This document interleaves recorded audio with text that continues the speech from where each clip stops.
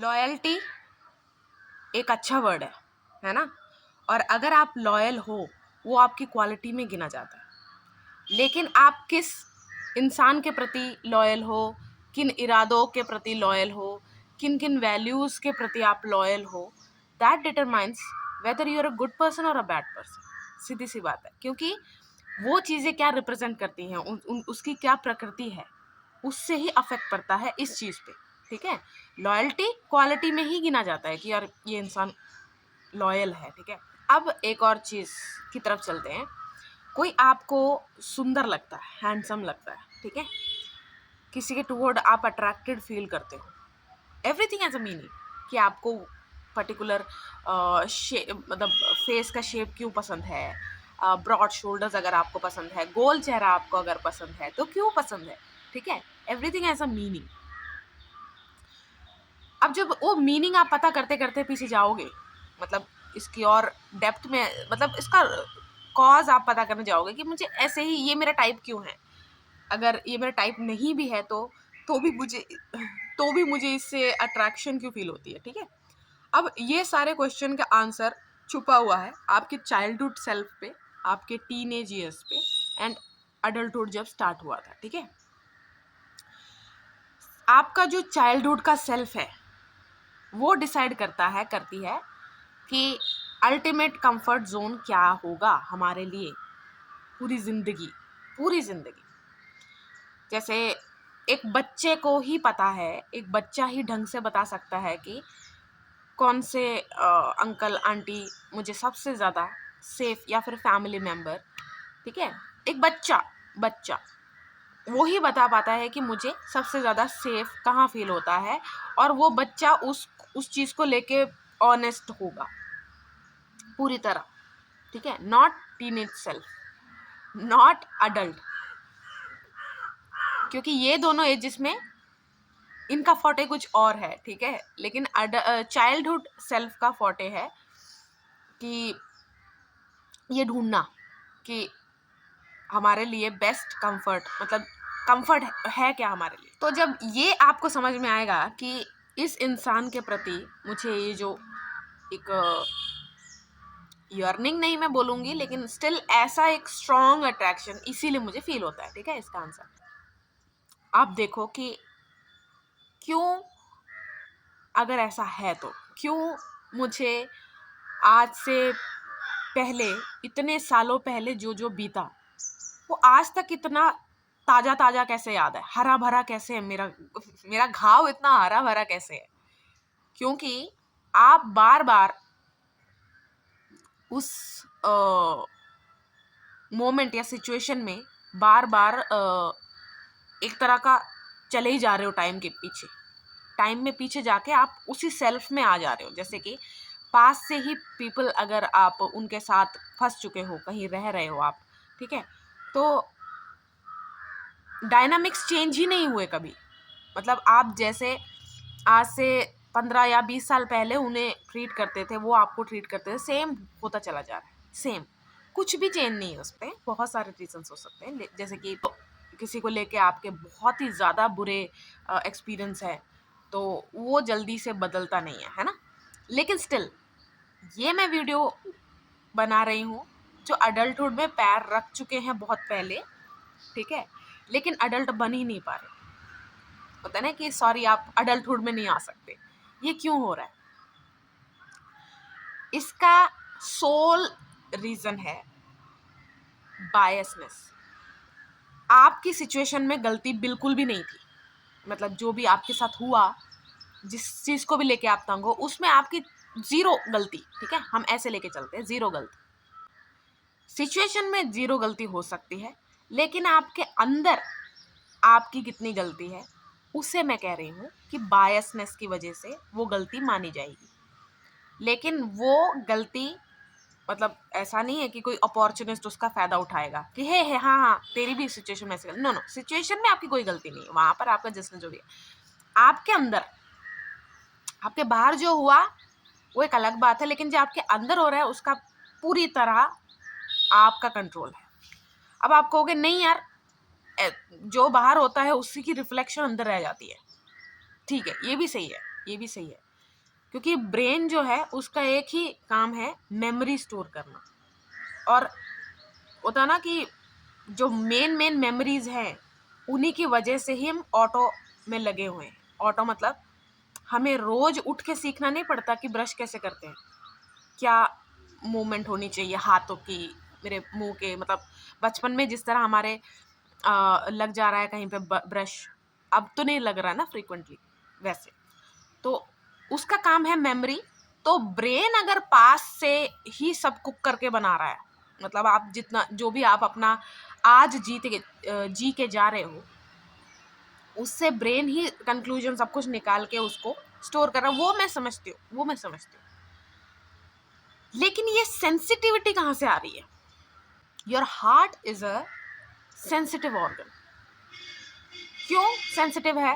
हुए वो बॉडी की एनर्जी को प्लस नर्वस सिस्टम ने जो ट्रिगर्स, मतलब जो अलर्टनेस दी ब्रेन तक पहुंचाई, उसके हिसाब से उसको ब्लड पंप करना है। ठीक है, यानी कि मैं ऐसे सिंपल भाषा में अगर आपको बोलूं, डर लगते टाइम कैसा ब्लड पंप होना चाहिए, एक्साइटमेंट फील होती है तो कैसा होना चाहिए, मतलब अगर हम आइडियल वो लेके चले कि कैसा ब्लड पंप करता है हार्ट।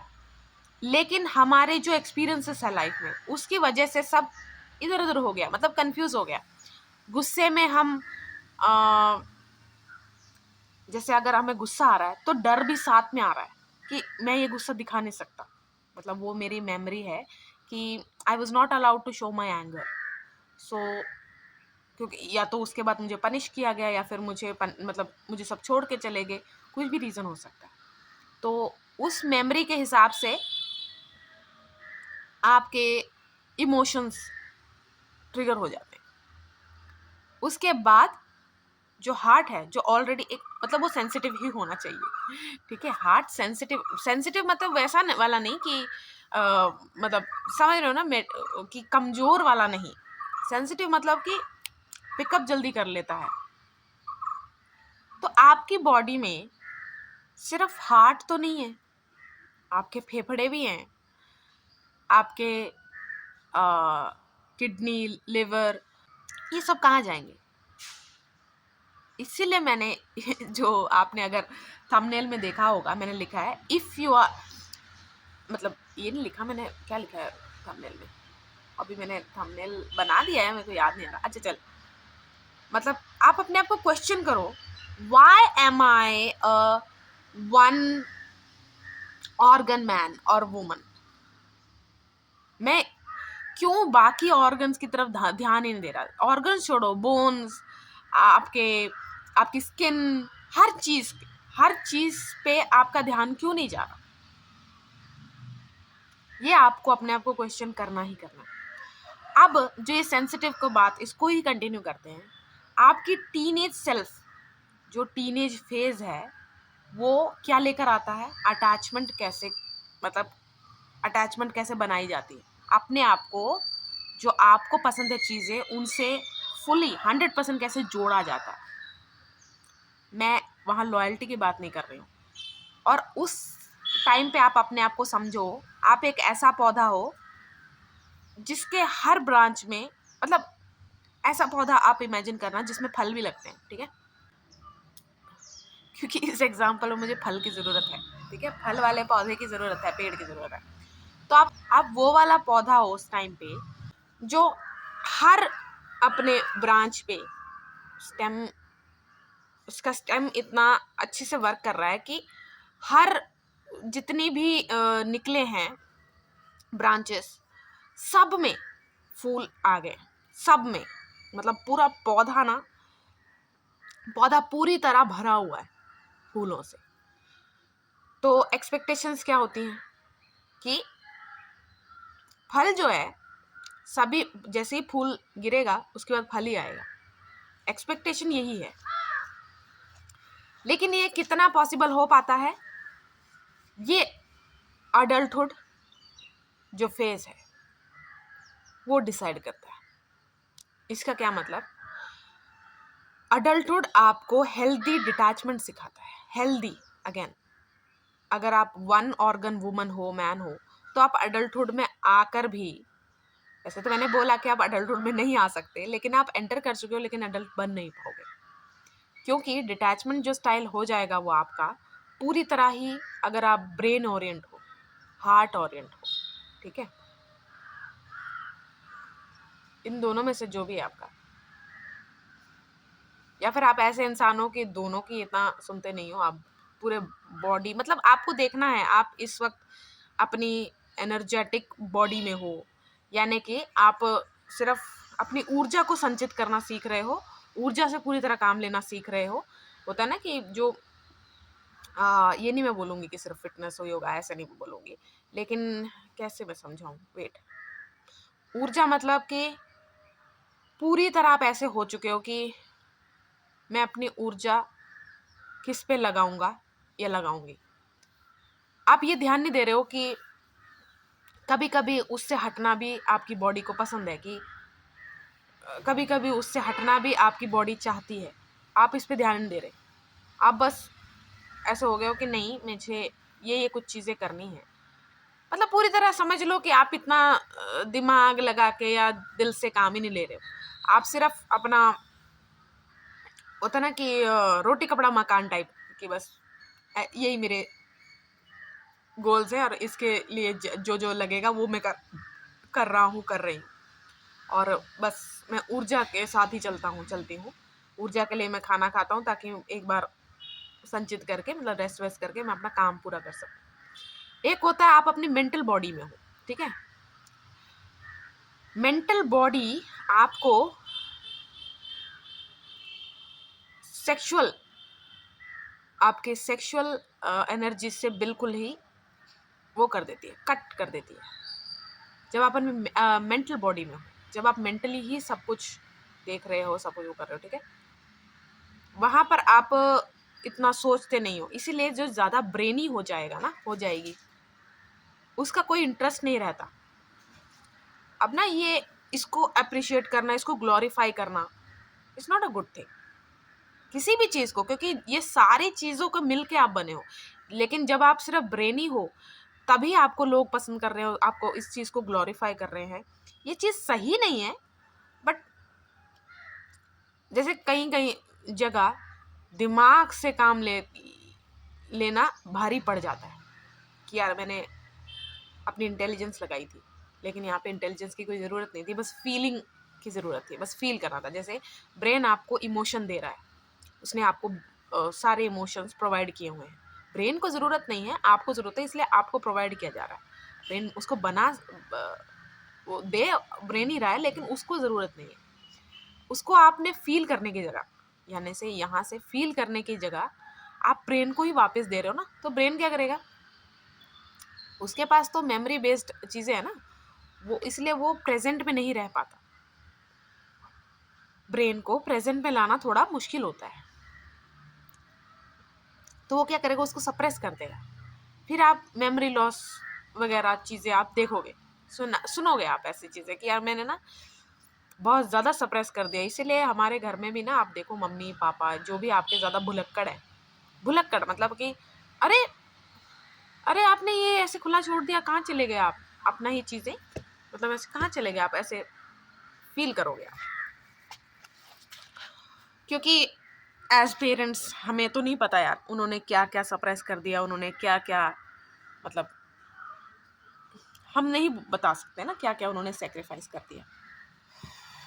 तो वो सप्रेशन की वजह से ऐसे मेमोरी लॉ, सोचो ब्रेन का जो मेन फंक्शनल वो है, ट्रेट है, उसी पे अफेक्ट हो रहा है। मेमोरी लॉस, मेमोरी बेस्ड ही है ब्रेन, और उसका मेमोरी लॉस हो रहा है। ब्रेन नर्वस सिस्टम को भी का भी हेड है, तो आप ब्रेन को, मैंने कहा ना कि प्रेजेंट में रखना मुश्किल है, ऐसा नहीं मैंने बोला कि रखा नहीं जा सकता। आप अपने नर्वस सिस्टम पे अगर काम करते हो तो आपको पता चलेगा कि नहीं, मैं ब्रेन को प्रेजेंट में भी रख पा रहा हूँ। फिर इस बात को कनेक्ट करते हैं वापस कि अडल्टहुड आपको हेल्दी डिटैचमेंट सिखाता है, और वो हेल्दी मैं तब बोल रही हूँ जैसे कि सीधी सी बात है, अपनी ऊर्जा की इज्जत करना, अपने इमोशंस की इज्जत करना, हर चीज़ की। जैसे टीनेज ईयर्स में आपको अटैचमेंट पता चला है, कितना अटैचमेंट, ठीक है, तो उसको जो बैलेंस करना है वो आपको अडल्टहुड ही सिखाता है। आप सीखना नहीं चाहते और क्यों नहीं सीख पा रहे, उसका रीजन है ये बायसनेस। आप दिन में अगर आप नोटिस करो, जैसे आप कहोगे नहीं यार मेरा ना एक फिक्स्ड रूटीन है, मेरा एक फिक्स्ड वो है कि ऐसे करना पड़ता है, ऐसे करना पड़ता है, क्या मैं अपनी ऊर्जा की इज्जत करूं, मैं करना भी चाहूं तो नहीं कर पा रहा हूं। हम सबका जो थॉट प्रोसेस है, पैटर्न है, सब कुछ अलग अलग हो सकता है, लेकिन फेजेस सेम है। फेजेस सेम होने की वजह से मतलब एक ही टाइम पे हम दोनों एक ही फेज में, वो वाली बात नहीं करें, लेकिन सेम फेजेस ही आएंगे, वैसे बात करें तो हम एक दूसरे को देखकर भी सीखा जा सकता है। अब मैं इसका क्या मतलब है, अगर आप कुछ ज़्यादा सेंसिटिव हो, आप आइसोलेशन में ही चले गए हो एकदम से, आप किससे क्या सीखोगे? आप अपने आप से ही जो सीख रहे हो, और अपने आप से सीखोगे तो वही लूप पे चलता रहेगा। आपके पास तो मेमोरीज ही है ना, या फिर फ़ोन है, आप कुछ भी देख रहे हो, लेकिन आप चीज़ें भी वही सेलेक्ट करोगे, क्योंकि आइसोलेशन में रहते रहते आप चीज़ें भी वही सेलेक्ट करोगे जैसे आप हो। आप कुछ नया ज़्यादा ट्राई ही नहीं करोगे, क्योंकि आप सेंसिटिव हो कि नहीं मुझे अफेक्ट हो जाएगा, नहीं मुझे पुराना याद आ जाएगा, मुझे ऐसा हो जाएगा, वैसा हो जाएगा। हर एक इंसान चलती फिरती डिग्री है। पूरी तरह एक इंसान को समझना ही, आपको वो डिग्री मिली है कि नहीं पता चलेगा, मुश्किल है, बहुत मुश्किल है, क्योंकि एक इंसान को पूरी तरह समझना बहुत मुश्किल है। तो हर एक इंसान चलती फिरती डिग्री है, ठीक है। आप किससे क्या सीख सकते हो, ये आपको, कई बार आपको जो बिल्कुल पसंद नहीं है उसमें भी वो ऐसे ट्रेट्स होते हैं जो उसने होता ना कि माहिर है, लेकिन आपने आज तक वो ऐसा होता ना कि कभी उसका हाफ भी उसकी महारत आपको मिली नहीं, तो आप दूसरे इंसान से सीख सकते हो। नहीं आपको ऐसा है कि नहीं नहीं मुझे ऐसा नहीं, मुझे खुद पे वर्क करना है, तब ये चीज मैं कहूंगी कि सिर्फ पेशेंस से ही रिजॉल्व होगी, और डिटैचमेंट पेशेंस से ही आता है अडल्टहुड के बाद। लेकिन किसी किसी में ये instinct early on he develop होने लगते हैं, लेकिन पूरी तरह मैच्योर अडल्टहुड में आके ही होते हैं, क्योंकि हम एक गिवर हैं, वो बात सही है, लेकिन कितना हम अपने आप को भी देते हैं उसके साथ बैलेंस में आना पड़ता है, यानी कि कितना बाहर देना है, कितना खुद रखना है, वो उसके साथ बैलेंस पे आना पड़ता है। तो उसे कहते हैं mother instinct and father instinct.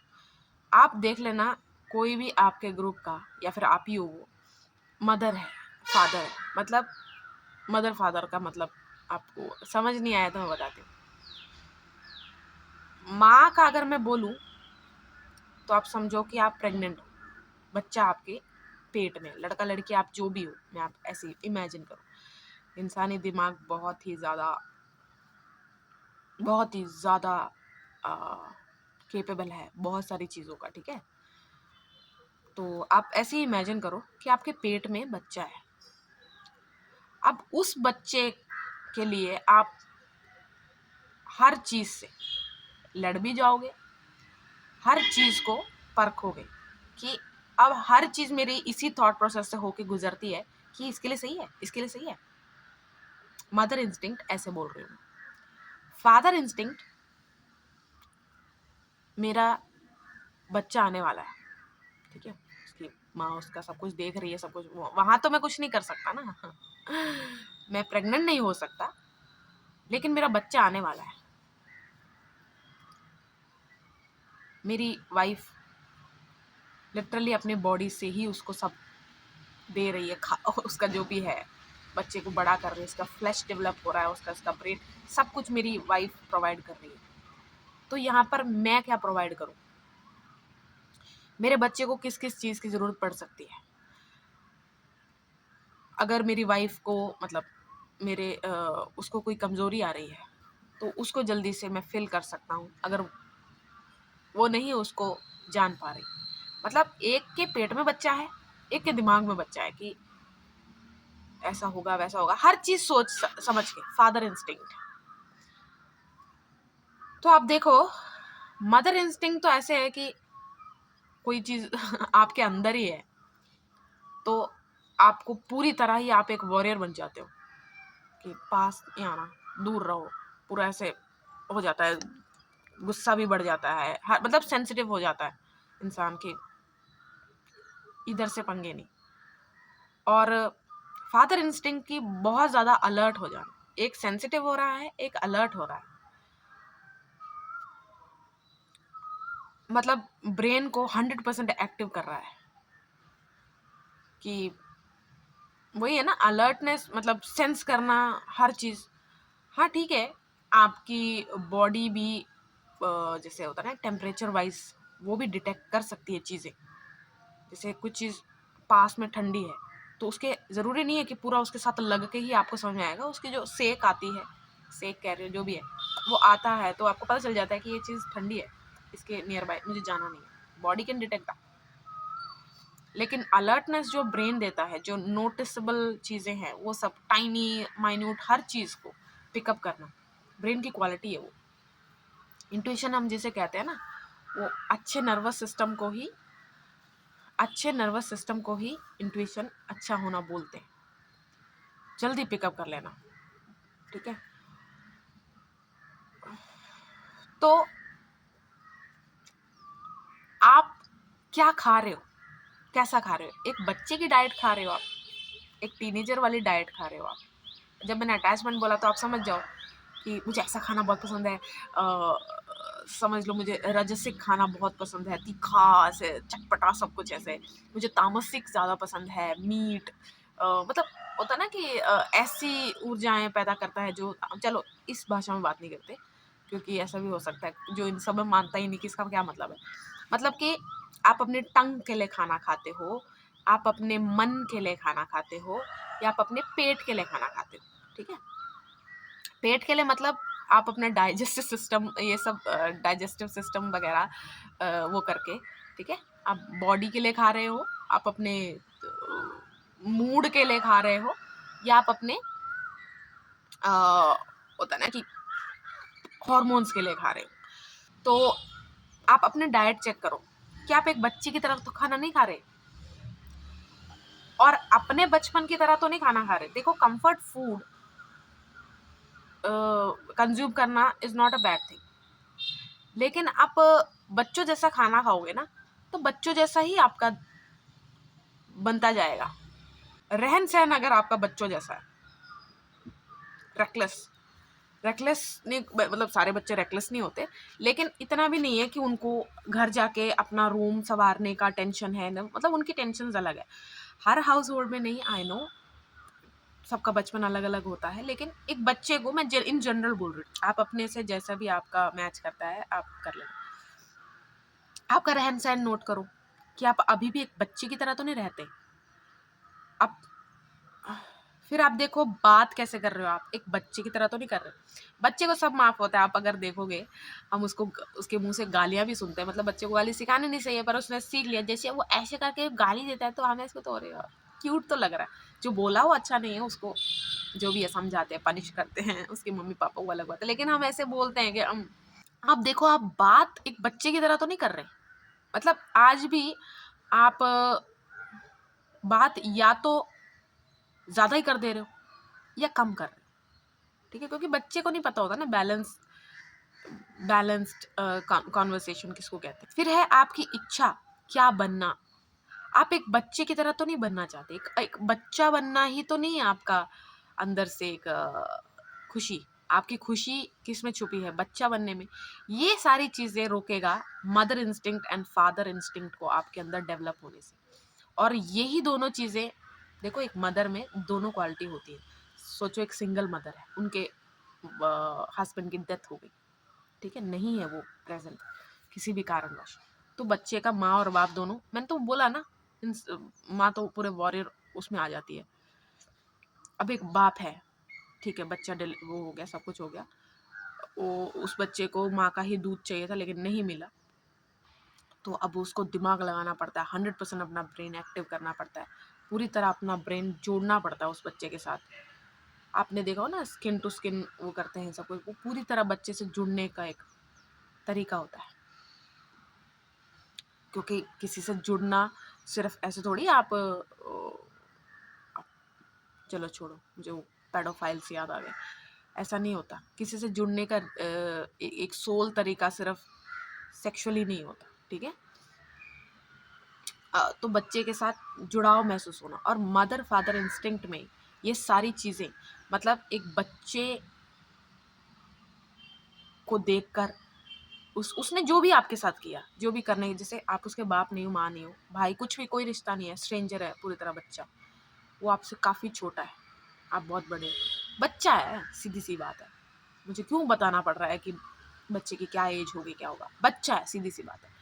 वो आपके साथ कुछ भी करने का इरादा रखता हो, कुछ भी हो, वो आपसे प्यार करता हो, लस्ट है उसको, कुछ भी हो, कुछ भी हो, अगर आपके अंदर फादर इंस्टिंक्ट नहीं है ना, आपको पता ही नहीं होगा कि बच्चों को ट्रीट कैसे करते हैं। आप भी बच्चे ही हो अंदर से, इसीलिए आप क्या करते हो, मेंटली उसी एज में आ जाते हो जितने का वो बच्चा है, फिर उसके साथ कनेक्ट हो जाते हो। मैं ये उनके लिए बात कर रही हूँ जो टीनेज ईयर्स में के बच्चों को अपने लेट 50s में होते हुए भी डेट कर रहे हैं या फिर ऐसा है, ठीक है, उनके एग्जांपल बोल रहे हैं।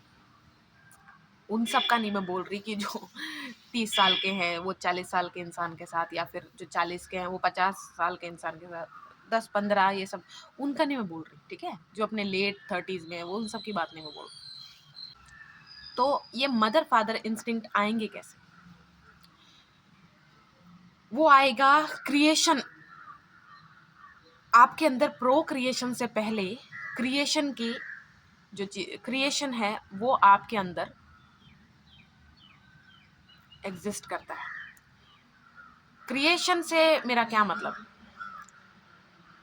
आपके आज तक जो भी है चीज़ें, उन सब का क्या मतलब है, क्या महत्व है, मतलब जितने भी आपके एक्सपीरियंस है। किसी किसी के बहुत ऐसे होते हैं कि मतलब होता है ना कि ऐसी चीज़ें हो जाती हैं कि उस पर एक 50 किताबें भी लिखे कम है ना। मेरी लाइफ तो ऐसी नहीं है तो मैं बता नहीं सकती, किसी की हो तो उन सब का निचोड़ निकाल पाना, क्योंकि उस निचोड़ से, मैंने जैसे अभी थोड़ी देर पहले बोला कि हर एक इंसान चलती फिरती डिग्री है, लेकिन उसी इंसान को वो पता हो वो ज़रूरी नहीं है, लेकिन जिसको पता है वही वो इंसान है जो निचोड़ निकाल पाता है। उसके बाद उससे क्या क्रिएट करना है, पूरा कॉन्शियस हो जाना कि मुझे इस चीज़ को लगाना है अपनी लाइफ में, क्योंकि तभी चीज़ें विल मेक सेंस। और यही एक सिंगल चीज़ है, मतलब मेरे पूरी आज तक की ज़िंदगी का निचोड़ और मैं जो जी रहा हूँ उसके बीच में कनेक्शन ना होने की वजह से ही मुझे एग्जिस्टेंशियल क्राइसिस होते हैं कि यार मुझे ना कुछ भी ऐसे मज़ा सा नहीं आ रहा, मुझे कुछ समझ नहीं आ रहा, क्योंकि आपका ना मिलता जुलता नहीं, इसलिए बैलेंस नहीं हो पा रहा। ऐसा हो सकता है कि आपने बिल्कुल ही अपना होम टाउन छोड़ दिया है, आप कहीं और से नए ज़िंदगी स्टार्ट कर रहे हो, उसमें भी आप अप्लाई नहीं कर पा रहे हो, कर सकते हो पर कर नहीं पा रहे हो उसको, उसकी वजह से एग्जिस्टेंशियल क्राइसिस आते हैं। फिर बहुत सारे मन में डाउट्स आते हैं कि जो मैंने लाइफ स्टार्ट कर दिया शायद इसकी वजह से हो रहा है, इसकी वजह, लेकिन सीधी सी बात है जो लिंक है वो सही नहीं बन पा रहा है आपके पिछले लाइफ का और इस वाली लाइफ का। तो आप क्या करो, इस चीज़ को करने के लिए क्या करो, देखो हम सबको, हम सब ना पर्पस लेके ही आए हैं इस लाइफ में। तो आपका क्या पर्पस है, सबसे पहले ये डिसाइड करो आप। नेक्स्ट किसी वीडियो में मैं समझाऊंगी कि पर्पस से मेरा क्या मतलब है, पर्पस होता क्या, ठीक है। लेकिन पर्पस ही वो डायरेक्शन है, जैसे आपके हर आइडिया एक डायरेक्शन की तरह काम करता है आपके अंदर की ऊर्जा के लिए, वहाँ पर आपकी एनर्जी लगती रहती है। और अडल्टहुड में जो पूरी तरह अडल्ट हो चुका है, जिसमें फादर इंस्टिंक्ट मदर इंस्टिंक्ट सब कुछ डेवलप हो चुका है, पूरी तरह मैच्योर इंसान उसी को कहते हैं जो अपनी ऊर्जा की इज्जत करता है, करती है। किसको किसकी बात पे रिएक्ट करना है, कितना रिएक्ट करना है, ये मेरा रेस्टिंग टाइम है, ये मेरा उसी टाइम है, ये मेरा काम का टाइम है, हर मतलब अपनी ऊर्जा का पूरी तरह इज्जत करना, अपने मेमोरीज को कंफर्मेशन देना कि ठीक है हम करेंगे। मतलब वो इंसान ना, मैं ये नहीं बोलूँगी कि यूजुअली काम ही रहते हैं, लेकिन क्लैरिटी में रहते हैं, ये सच है। जैसे कि हाँ मुझे गुस्सा आने वाला है और अभी यहाँ पर विस्फोट होने वाला है, मतलब क्लैरिटी हर चीज़ की रहेगी, हर इमोशन की रहेगी कि क्या होने वाला है मेरे, मैं क्या करने वाली हूँ, करने वाला हूँ। तो पर्पस वो एक डायरेक्शन है जो आपको ले जाएगा कि कंक्लूजन है क्या। लेकिन पर्पस आते ही, समझ आते ही आप ऐसा नहीं सोच सकते कि हाँ बस अब तो सब जल्दी जल्दी होने वाला। तभी मैंने कहा कि पेशेंस ही डिटैचमेंट ला सकता है। अब जो लास्ट बात मुझे करनी है, जो इस पौधे पे हर टहनी में फूल आए थे, हर टहनी में, और हर फूल के बाद फल आएगा और वो फल डेवलप होगा, वो ज़रूरी नहीं। वही एडल्टहुड सिखाता है कौन सा किस फल को में कैपेसिटी है। या फिर मैं, जैसे अगर पौधा झुका हुआ है एक तरफ, जैसे ना कोई भी आपके घर में फल वाला है ना, उसके अलाइनमेंट आप चेक करो। पेड़ ना बिल्कुल अगर सही ऐसे खड़ा है ना, ऐसे, तो बिल्कुल सही। अगर ऐसे झुका हुआ है, वैसे झुका हुआ है ना, तो उसका फर्क पड़ता है। जिस तरफ झुका हुआ है ना, वहाँ के फल जल्दी से, मतलब सीधी सी बात है, वहाँ जल्दी पहुँच रहा है सब कुछ, रूट से जो भी आ रहा है वो जल्दी वहाँ पहुँच रहा है। कौन सा तना, सॉरी तना तो एक ही है, कौन सी ब्रांच मोटी है वो आप देख के पता चल जाएगा आपको, ठीक है। और किस किस ब्रांच में कौन सी ऐसी ब्रांच है जो पौधे को टिल्ट कर रहा है, उसको आप कर दोगे, ठीक है, कि इस पे ना ही वालाने वाले मुझे पता, और ये पूरे अलाइनमेंट खराब कर रहा है। तो अगर आप ये सब करते हो तब आपको समझ में आ जाएगा, नहीं तो बस ऐसे सुन लो आप, ठीक है। तो अडल्टहुड में ये जो पौधा हो आप, वो एक इतना मैच्योर पौधा हो चुका है कि वो फल दे रहा है। आपके एक्सपीरियंसेस है, आप पौधा जहाँ पर है, कीचड़ में है, गंद में है, नाले में, सब कुछ है। देखो इंसान का एग्जाम्पल हटा के पौधा और पेड़ों में जो ऑरा है वो हम में नहीं है, ठीक है। वो ही उनकी वजह से हम जिंदा है, वो ऑक्सीजन दे रहे हैं हमें। तो वो कैसे मिट्टी पे खड़े हैं, क्या खड़े हैं, हम उसको जज कर रहे हैं, सब कुछ है। यही है हमारी फितरत, ये है इंसान, ठीक है। उसको जज करना कि इसके तो मैं वो बिल्कुल नहीं खाऊंगा, ये वो वेस्टेज के उस पे खड़ा है, ठीक है। आप नहीं खाना चाहते एक अलग बात है, लेकिन उसको आप खाना नहीं चाहते इसलिए उसका एग्जिस्टेंस भी आप खत्म कर दो, वो गलत बात है। क्योंकि उसमें ऑलरेडी फिल्टर, उसको पता है कैसे गंद को वो सब कुछ वो फिल्टर करके ऑक्सीजन कैसे बनाना है, फल कैसे, उसको पता है, ठीक है। उसको मत सिखाओ आप जाके, और सिखाने से ज़्यादा उसको जाके ये मत करो कि नहीं तू एग्जिस्ट करने के लायक नहीं है। क्योंकि जिस पौधे ने, बेचारे ने नाले में खड़ के या फिर ऐसी एनवायरनमेंट में खड़ के भी अपने आप को पूरी तरह सही बना लिया है, आप उस चीज़ को बिल्कुल ही वो कर दो, डिस्क्रेडिट कर दो, उस क्रेडिट ही ना दो उसको, और बस इतना देखो कि नहीं नहीं वो खड़ा कहाँ है, ये गलत बात है। यही हम दूसरों के साथ भी करते हैं। हमें थैंकफुल होना चाहिए लाइफ में कि जिस सर्कमस्टांसेस में लोग गुजर रहे हैं, जो जो उनको करना पड़ा, अगर वो हमें नहीं करना पड़ा, तो we should be thankful, not prideful कि मेरे लाइफ में कुछ भी हो जाए मैं ये नहीं करूँगा, कुछ भी नहीं, वो पता चलेगा। यही है एडल्टहुड। जिस पौधे में हर जगह फूल आए थे, ज़रूरी नहीं है वो पौधा हर फूल को फल बना देगा, और यही एडल्टहुड है। सिंपल एग्जाम्पल में कि मेरी हर अटैचमेंट को मैं वैलिड घोषित, मतलब वैलिडेशन दो, नहीं, मुझे अपना भी देखना है ना। स्टेम खराब हो सकता है अगर मैं ओवर करूं, क्योंकि रिसोर्सेस नहीं भी हो जैसे आप खाद ज़्यादा भी डाल देते हो ना तो भी पौधा खराब हो जाता है, तो नहीं करता। जैसे कि कहीं दूर पड़ा हुआ है, जैसे आप बोलोगे ना कि अगर हम यही एग्जांपल लें कि छी ये तो गंद में खड़ा है, मेरे सही पौधे, और सही पौधों को भी वेस्ट चाहिए। आप जो भी खाद आप अब बोलोगे नहीं मैं तो बिल्कुल कोई खाद डालता ही नहीं, मैं तो ऑर्गेनिक ये वो, जो रूट है वो ढूंढता फिर रहा है वेस्ट।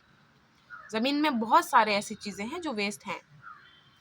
ह्यूमन वेस्ट ही सिर्फ एक वो नहीं है सोर्स पौधे का।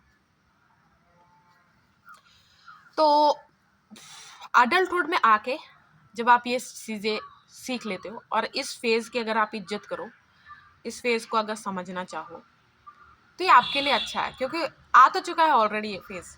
आप बनना नहीं चाहते, इसीलिए आप इम्बैलेंस क्रिएट कर रहे हो अपने अंदर भी, दुनिया में। ये जो मैंने अभी बोला ना कि पौधा हर फल को डेवलप नहीं करेगा, फल आ भी गया तो भी उसे डेवलप नहीं करेगा। इसका सीधा सीधा मतलब है कि अनरियलिस्टिक एक्सपेक्टेशंस, गोल्स नहीं बनाना एक एडल्ट नहीं बनाती।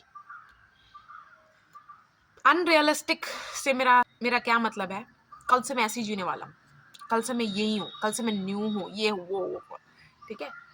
आप ट्रांजिशन पीरियड की इज्जत ही नहीं कर रहे, सीधा जंप करना है आपको कि आप रोल में आ रहे हो। जैसे मिमिक कर सकता है ब्रेन, आपका मिमिक कर सकता है। ब्रेन का ये एक बहुत अच्छी वन ऑफ द क्वालिटी है कि वो मिमिक बहुत अच्छा करता है। और मिमिक वही सबसे अच्छा कर सकता है जिसका मेमोरी बिल्ड करने का प्रोसेस है उसको पूरी तरह समझ में आ गया। जैसे किसी को देखा ना, उसने हर चीज़ नोट कर ली कि अगर ये इंसान ऐसे चल रहा है तो उसका रीज़न क्या है, इसके पैरों में कुछ प्रॉब्लम है, हिप में कोई प्रॉब्लम है, ऐसे इसलिए चल रहा है, फिर वो पूरी तरह मिमिक कर लेता है। आपका ब्रेन मिमिक कर सकता है, लेकिन ना वो एग्जॉस्ट करेगा बॉडी को जब वो मिमिक करता है ना, क्योंकि मिमिक का सीधे सा मतलब है आप नहीं हो वो आप किसी को मिमिक कर रहे हो। और किसी को मिमिक करने में बहुत ऊर्जा लगती है, बहुत ज़्यादा ऊर्जा लगती है।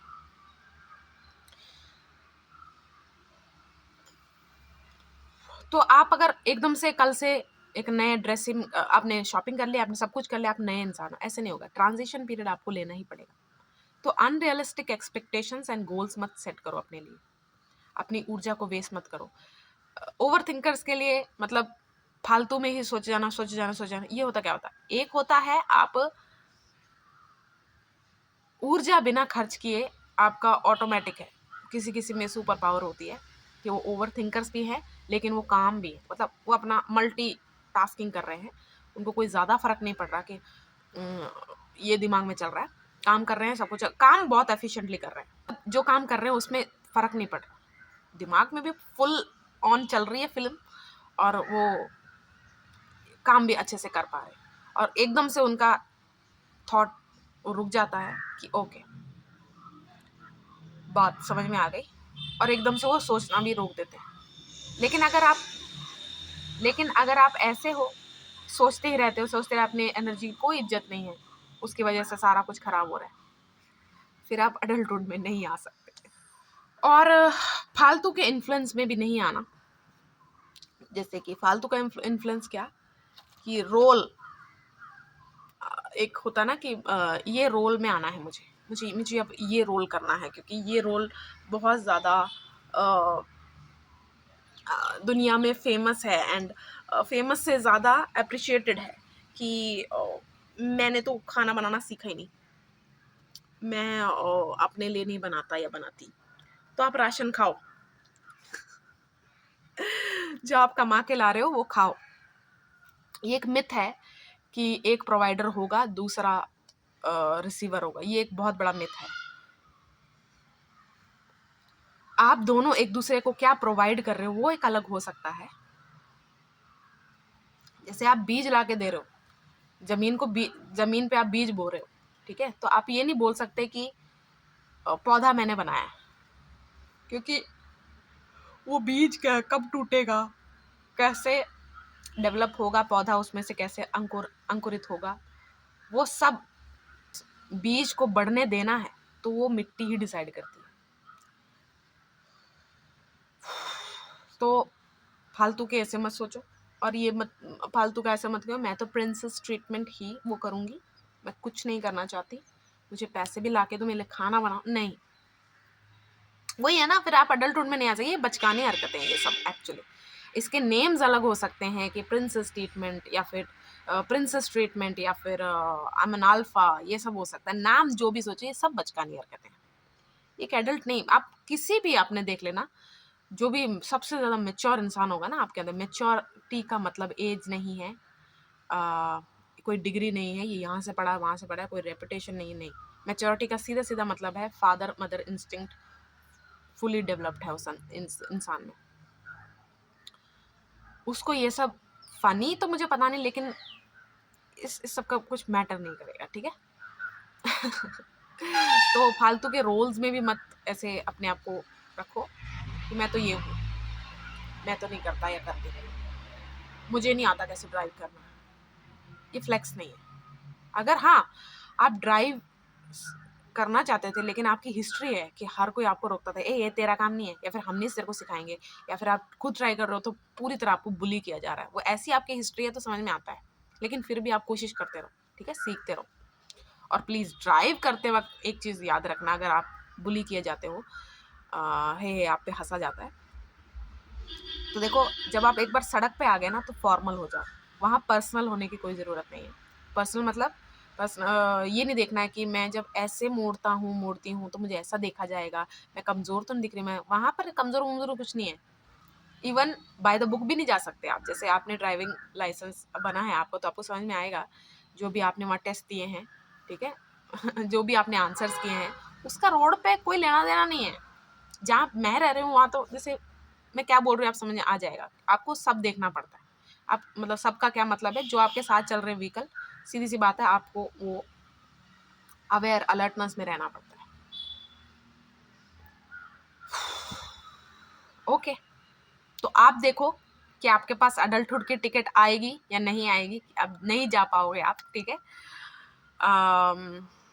हर फेज की इज्जत करो, हर इंसान की इज्जत करो, मैं नहीं बोलूँगी, लेकिन इनिशियली करो, बाद में उस इंसान ने उस मतलब आपके इस जेस्चर का क्या किया उस फिर आप कंटिन्यू उसको इज्जत देना है नहीं देना वो करो, ठीक है।